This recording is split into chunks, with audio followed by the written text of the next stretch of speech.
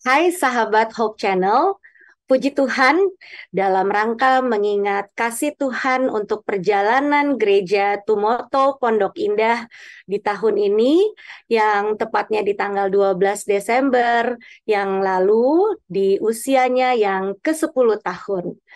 Saya percaya masing-masing kita Tuhan izinkan mengalami pengalaman-pengalaman yang mungkin lebih dahsyat dari yang saya alami untuk bisa disaksikan bagi banyak orang.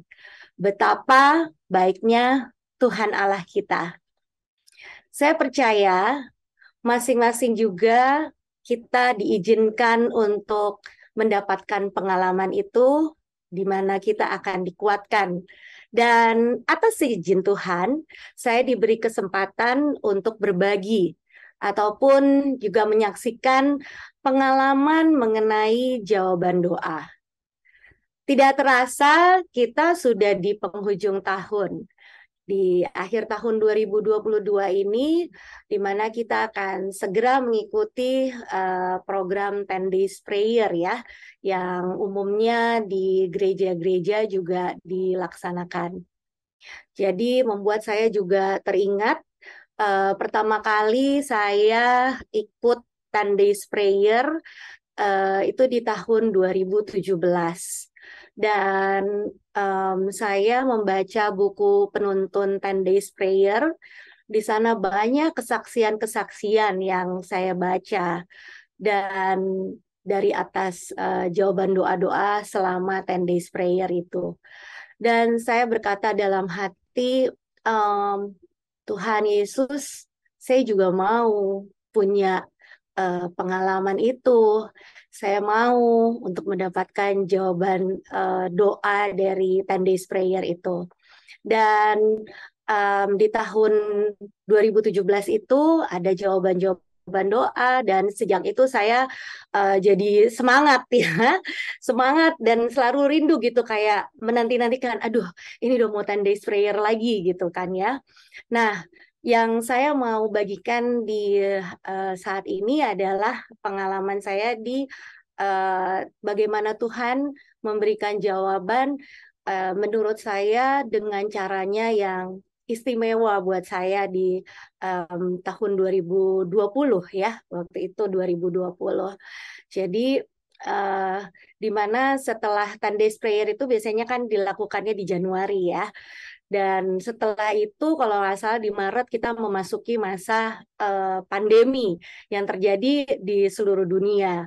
Gitu. Jadi kejadiannya saat itu 10 Days Prayer itu uh, sudah berlangsung mungkin kira-kira hari kedua, ketiga, keempat saya masih tapi terus kepikiran gitu kan. Aduh Tuhan, kok saya kayak gak dapat jawaban apa-apa nih gitu. Sementara ini udah hari kelima, keenam, kayaknya kan cepet banget gitu ya.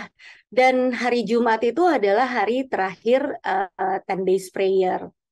Dan saya mulai resah, walaupun kata orang kan, kalau udah berdoa ya apa namanya harus yakin bahwa Tuhan pasti kasih gitu kan.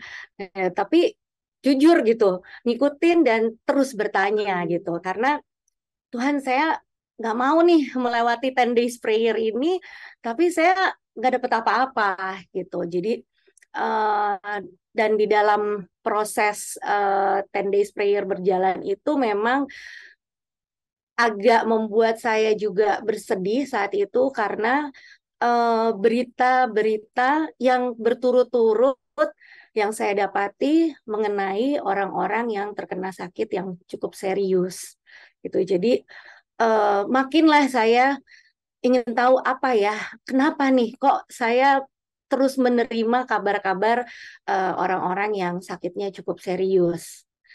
Nah, sampailah di hari Jumat, hari terakhir 10 days prayer. Dalam perjalanan saya tetap bertanya, Tuhan, apa yang kau mau di tahun 2020 ini untuk aku lakukan? Kok saya belum dapat juga? Nah, akhirnya sampai di lokasi 10 days prayer, saat itu biasanya memang yang berdoa siap malam itu adalah laki-laki ya. Tapi kali itu diminta perempuan gitu. Dan sudah ada pendoa satu, pendoa dua, dan terakhir gitu. Siapa gitu? Katanya ada yang seorang ibu, Miranda aja katanya. Oke. Dan kami berdoa ada tuntunan ayat-ayatnya yang kami bisa dapatkan dari buku penuntun 10 Days Prayer tersebut.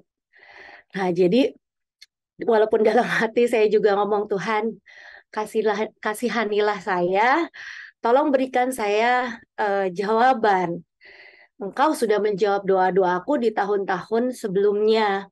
Dan di tahun ini saya sungguh-sungguh ingin mendapatkan jawaban apa yang Tuhan mau saya lakukan. Dan akhirnya dengan penunjukan yang on the spot tadi, kita berdoa dan kami semua bertelut, kusyuk ya, pas giliran saya. Karena saya juga belum baca nih ayatnya sebenarnya, karena kan on the spot. Jadi waktu saya, bagian saya berdoa, aduh saya jadi terrefleks lagi kayak waktu itu ya, benar-benar dan entah gimana saya apa ya kayak jantung berdebar-debar gitu, berdoa tuh gemeter gitu kan, dan mungkin itu adalah pengalaman saya pertama kali kayaknya ya, kayak apa ya kayak eh, suasana yang berbeda gitu, dan eh, saya jadi emosional ya, emosional saya menangis karena pas saya bacakan di sini ayat yang kebagian untuk saya adalah Roma 8 ayat 26 dan 27. Saya bacakan, demikian juga Roh membantu kita dalam kelemahan kita. Sebab kita tidak tahu bagaimana sebenarnya harus berdoa. Tetapi Roh sendiri berdoa untuk kita kepada Allah dengan keluhan-keluhan yang tidak terucapkan. Ayat 27, dan Allah yang menyelidiki hati nurani, mengetahui maksud roh itu, yaitu bahwa ia, Tuhan, sesuai dengan kehendak Allah, berdoa untuk orang-orang kudus. Dan saat itu juga saya mendapatkan impresi yang begitu kuat bahwa itulah tugas saya. Saya harus menjadi pendoa.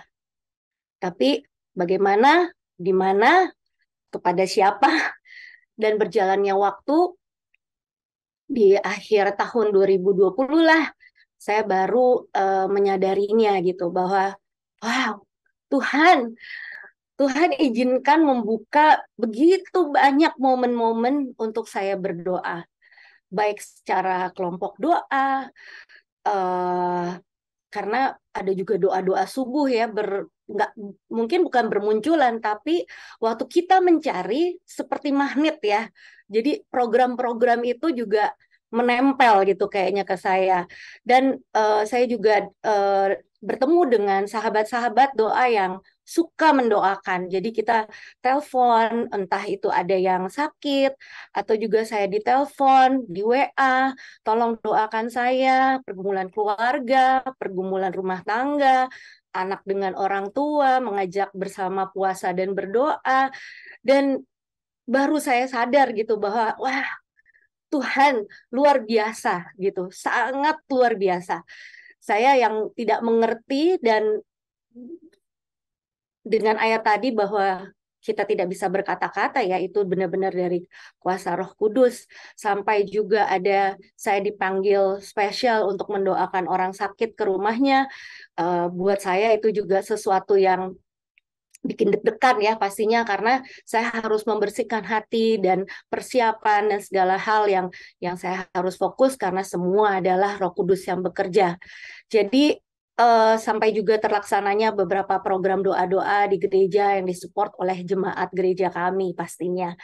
Terlebih itu saat pandemi ya. Jadi dengan segala ketidakpastian dan kebingungan, begitu banyak kabar-kabar yang meninggal gitu ya karena sakit COVID itu. Jadi kita benar-benar diberikan kesempatan oleh Tuhan gitu. Jadi dan Bahkan ada teman-teman yang mungkin mengolok-olok atau bercandain gitu ya, bahwa karena si Miranda ini kan dulu orangnya nggak kayak gitu gitu, jadi diketawa-ketawain gitu kan.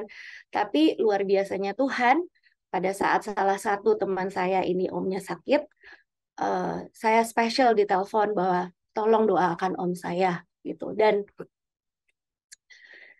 membuat haru ya, saya tahu itu bukan pekerjaan saya, tapi pas saya tanya juga omnya yang tadinya kayaknya udah tidak ada harapan, om itu sampai sekarang sehat gitu ya dengan keadaannya.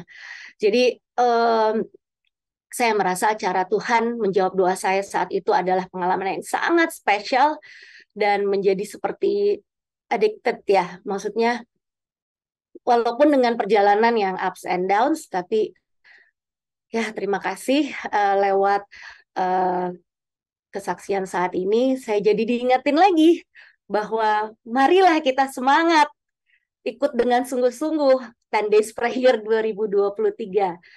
Tuhan tidak pernah ingkar janji, Dia selalu menjawab doa-doa kita, semua untuk kemuliaan nama Tuhan. To God be the glory. Amin.